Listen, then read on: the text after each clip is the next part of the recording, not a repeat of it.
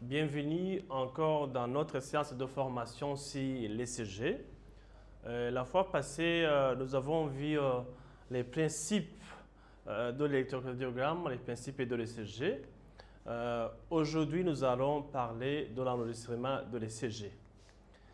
Et avant d'aller directement sur l'enregistrement proprement dit de l'ECG, il faut d'abord savoir le positionnement des électrodes. Et c'est sur ça d'abord qu'on va parler. On va parler de positionnement des électrodes. Pour enregistrer l'activité électrique du cœur, il faut un certain nombre d'électrodes. Et on distingue ainsi des électrodes unipolaires et des électrodes bipolaires. Pour les électrodes bipolaires, donc, ils enregistrent la variation du potentiel entre des électrodes placées sur la surface corporelle et ils étudient l'activité électrique du cœur selon un plan frontal. Et ils sont au nombre de 3. Il y a le D1 qui enregistre l'activité, la différence de potentiel entre le bras gauche et le bras droit. Il y a le D2 qui enregistre la différence de potentiel entre le bras droit et la jambe gauche. Et il y a le D3 qui enregistre la différence de potentiel entre le bras gauche et la jambe gauche. C'est ce qui est visible ici sur l'image. Vous voyez ici, il y a le D1 qui enregistre la différence de potentiel entre le bras droit et le bras gauche.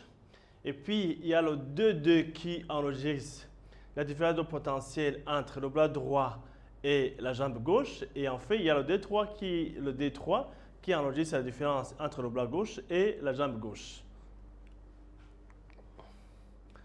Et donc, une ligne qui relie des électrodes s'appelle donc ligne de dérivation. Et pour les 3 électrodes, on a 3 lignes, le D1, D2 et D3, comme c'est toujours visible donc sur l'image. Il y a D1, il y a D2 et D3. Et les 3 lignes constituent un triangle équilatéral appelé triangle d'Einthoven. C'est ce qui est marqué, triangle d'Einthoven.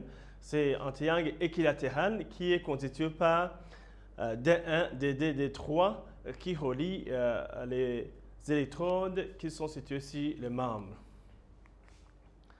Et on distingue alors, après les électrodes bipolaires, des électrodes unipolaires qui enregistrent la variation de potentiel entre une électrode positive placée à la surface corporelle et reliée à une borne centrale de potentiel. Et on distingue des dérivations des membres et les dérivations des précordiales. Les dérivations des membres, encore appelées les dérivations périphériques, enregistrent l'activité selon un plan frontal et pour obtenir un tracé d'amplitude similaire aux autres dérivations, il faut les amplifier, d'où les dénominations AVR pour dire augmented voltage right arm ou tout simplement voltage augmenté pour le bras droit. Il y a AVL, voltage augmenté pour le bras gauche et AVF qui est voltage augmenté pour le bras, pour la jambe gauche. C'est ce qui est marqué ici. On va donc toujours au triangle équilatéral et on va AVL qui part du point central qui est le cœur vers donc le bras droit. Il y a AVL qui part du cœur vers le bras gauche et puis il y a AVF qui part du cœur vers la jambe en bas. Et les lignes de ces 3 dérivations passent par un sommet du triangle et se centrent comme je viens de le montrer. Et les dérivations précordiales enregistrent l'activité selon un plan quasi horizontal. Les localisations doivent être précises afin de pouvoir comparer les ECG successifs. Ici, il faut le souligner. Si les électrodes ne sont pas placées aux mêmes endroits, même chez une seule personne, vous pouvez avoir des ECG avec des informations différentes. Donc, il faut être sûr que les électrodes sont bien placées aux mêmes endroits. Ils sont au nombre de 12, mais sont souvent utilisés les 6 pour ECG standard. On a V1, V2, V3, V4, V5, V6, V7, V8, V9, V3R, V4R. Il y a les premiers V1 jusqu'à V6 qui sont surtout utilisés pour l'ECG standard. Et là, la position sur le corps est la suivante. Pour le V1, c'est 4e espace intercostal droit au bord sténal droit. Et le VD, c'est 4e espace intercostal gauche au bord sténal gauche. il y a V3 qui est à mi-distance entre V2 et V4, entre VD et V4.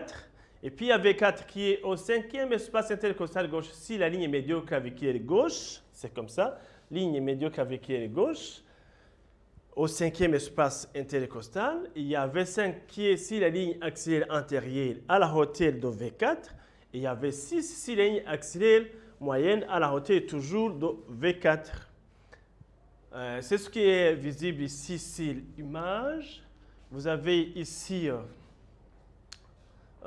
ici on a donc V1, 4e espace intercostal droite au bord droit du sternum.